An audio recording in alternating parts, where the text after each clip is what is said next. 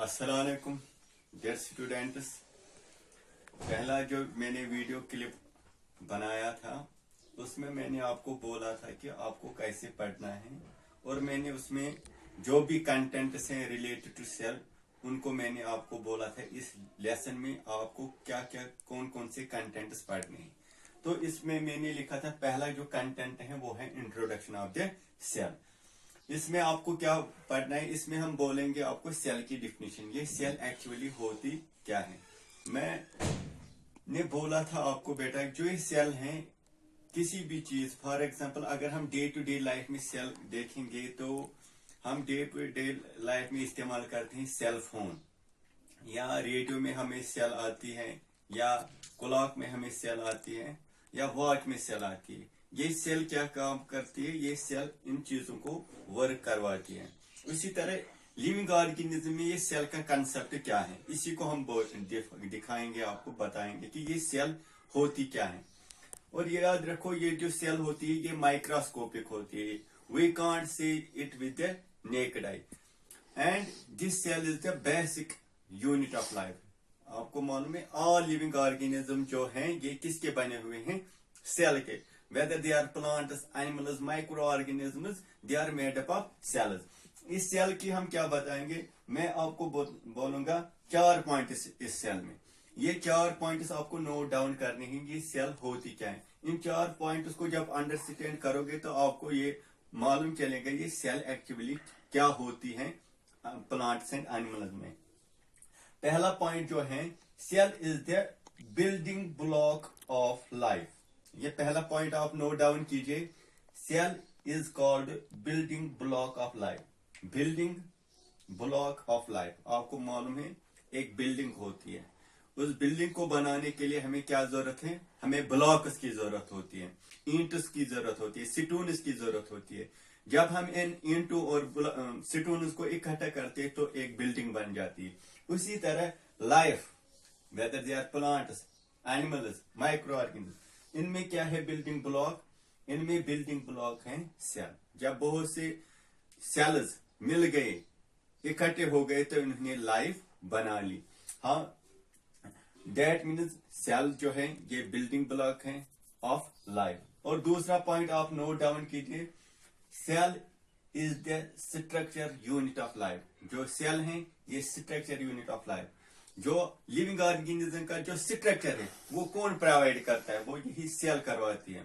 अगर सेल्स मिल गए तो उन्होंने एक पर्टिकुलर स्ट्रक्चर बनाया, पर्टिकुलर लिविंग ऑर्गेनिज्म का पर्टिकुलर शेप होता है, पर्टिकुलर स्ट्रक्चर होता है। वो स्ट्रक्चर कौन प्रोवाइड करता है, वो स्ट्रक्चर यही सेल प्रोवाइड करता है। So we can say that cell is the structure unit of life. पहला point building block of life, दूसरा point structure unit of life. जो भी लाइफ का जो भी स्ट्रक्चर है वो प्रोवाइड करता है कौन, सेल। एंड तीसरा पॉइंट जो है, cell is the functional unit of life. जो ये सेल है आपको मालूम है जो भी हम लिविंग ऑर्गेनिज्म में जो भी फंक्शन होती है, जो भी मेटाबॉलिक एक्टिविटीज होती है हमारे अंदर, चाहे एनाबॉलिज्म हो, कैटाबॉलिज्म रिएक्शंस होती है हमारे बॉडी में, कुछ चीजें बनती है, कुछ चीजें को ऑक्सीडेशन होती है, वो सारे जो चीजें होती है, फॉर एग्जाम्पल गैसेस एक्सचेंज होता है, ऑक्सीजन अंदर जाता है सेल और कार्बन डाइऑक्साइड बाहर निकल जाता है, वो किसके थ्रू होता है, वो इसी सेल के थ्रू होता है।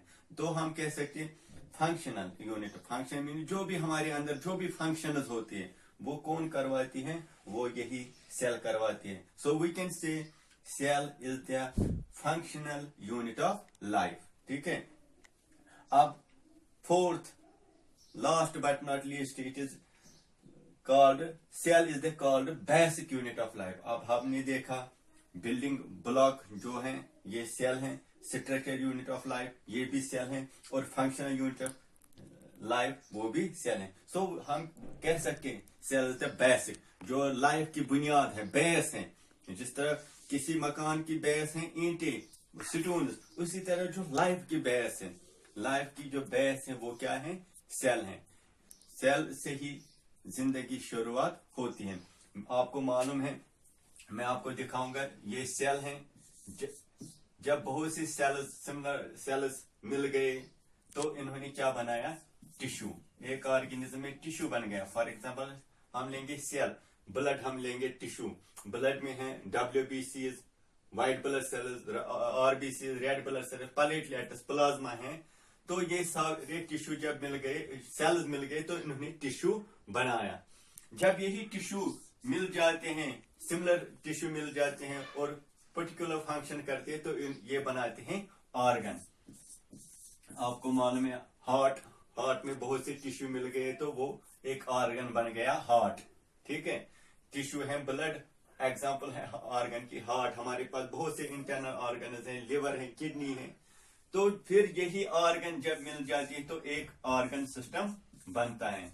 ऑर्गन सिस्टम, आपको मालूम है हमारे अंदर बहुत से ऑर्गन सिस्टम है जो पर्टिकुलर फंक्शन करते हैं। हमारे पास डाइजेस्टिव सिस्टम है, for example mouth, oesophagus, stomach है, लिवर, पैनक्रियाज और स्मॉल इंटेस्टाइन, लार्ज इंटेस्टाइन। ये बहुत से ऑर्गन अब इकट्ठे एक पर्टिकुलर फंक्शन करते हैं, इनको बोलते हैं ऑर्गन सिस्टम। ये क्या काम करता है? डाइजेशन ऑफ फूड करता है, तो इनको बोलते हैं ऑर्गन सिस्टम। जब यही ऑर्गन सिस्टम मिल जाते हैं तो ये क्या बनाते हैं? एक लिविंग ऑर्गेनिज्म बनाते हैं, लिविंग ऑर्गेनिज्म बनाते हैं। दैट मीन्स जो लिविंग ऑर्गेनिज्म की बेस है वो क्या है? सेल है, बेस। इसी से सेल से ही बनता है टिश्यू, टिश्यू से ही बनता है ऑर्गन, ऑर्गन से ही बनता है ऑर्गन सिस्टम, और लास्ट ऑर्गन सिस्टम से ही बनता है एक living organism. That is why we call this cell is the basic unit of life. आपको ये 4 पॉइंट्स हैं, ये आपको नोट डाउन करना है। आपको नोट डाउन करना है cell is the building block of life. आपको नोट डाउन करना है cell is the structural unit of life. वो कैसी यूनिट ऑफ लाइफ है वो मैंने आपको बताया। Cell is the functional unit of life. Functional unit of life कैसे है वो भी मैंने बताया। और cell is the basic unit of life. जो भी लाइफ की बेस है वो कहां से शुरू होती है? वो सेल से ही शुरू होती है। अब हम दूसरे पॉइंट पे जाएंगे। दूसरा कंटेंट जो हमने बोला था, डिस्कवरी ऑफ द सेल। ये सेल कब डिस्कवर हुई, किसने डिस्कवर की, ये कैसे डिस्कवर हुई? ये एक्चुअली था रॉबर्ट हुक। ये रॉबर्ट हुक 1665 में इसने एक अपना ही टाइप का प्रिमिटिव माइक्रोस्कोप बनाया था, जिसको हम क्रूड माइक्रोस्कोप बोलते हैं। उसने क्या किया? उसने ओक ट्री का जो बारक है, इस बारक में कुछ सिक्रीशंस होती हैं जिसको हम बोलते हैं कॉर्क। इसने इस कॉर्क का स्लाइस लिया, स्लाइस एक पतला सा छिलका लिया, तो उसको अंडर माइक्रोस्कोप देखा। वो माइक्रोस्कोप प्रिमिटिव था, क्रूड माइक्रोस्कोप अपना ही डिजाइन किया था उसने। तो उसने क्या देखा इस कॉर्क में? उसने देखा कि इस कॉर्क में छोटे छोटे डब्बे हैं, छोटे छोटे रूम्स हैं। उन्होंने इन रूम्स को बोला था सेलुला। सेलुला मीन्स लिटिल रूम्स। जब उसने देखा कि ये जो लिटिल रूम्स है ये दिखाई देते हैं जैसे हॉनी कॉब होता है, मधुमक्खी का वो छत, उसी तरह दिखाई देता है। तो फिर उसने ये बताया कि ये जो लिविंग ऑर्गेनिज्म है, इनमें ये जो स्मॉल यूनिट्स हैं, इनको उसने बोला कि यही क्या है? सेल। उसने जो ये अपनी फाइंडिंग्स है, जो उसने अपनी रिसर्च है, उसने इसको एक किताब की शक्ल में लिखा, जिस किताब का नाम था माइक्रोग्राफिया। और इस माइक्रोग्राफिया को बुक जो थी ये किसने पब्लिश की थी? रॉयल सोसाइटी ऑफ लंदन ने फिर पब्लिश की। और इससे क्या हुआ? ये एक हमें लगता है कि ये छोटी सी डिस्कवरी है, लेकिन ये बड़ी डिस्कवरी थी, क्योंकि इससे क्या हुआ? एक नया साइंस की दुनिया में एक नई ब्रांच आ गई, दैट इज कॉल्ड साइटोलॉजी या सेल बायोलॉजी। सेल बायोलॉजी और या साइटोलॉजी।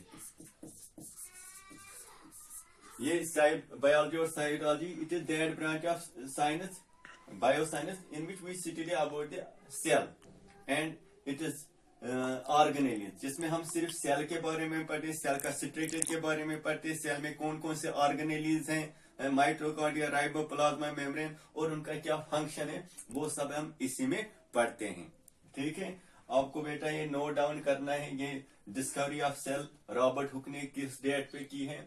और ओक ट्री लाया था, ये ओक ट्री स्पेनिश ट्री होता है। ओक ट्री से बारक लिया, बारक से कुछ सिक्रीशन निकलती है, दैट इज कॉल्ड कॉर्क। उस कॉर्क का स्लाइस लिया, फिर उसने अपने प्रिमिटिव माइक्रोस्कोप में देखा, तो उसने देखा कि सेलुलर लिटिल रूम्स दिखाई देते हैं, they are just like a Honey cob.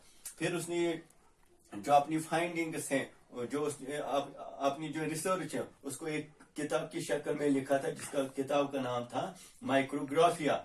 और ये फिर रॉयल सोसाइटी ऑफ लंदन ने पब्लिश की थी, और इन्होंने फिर टर्म दी सेल को।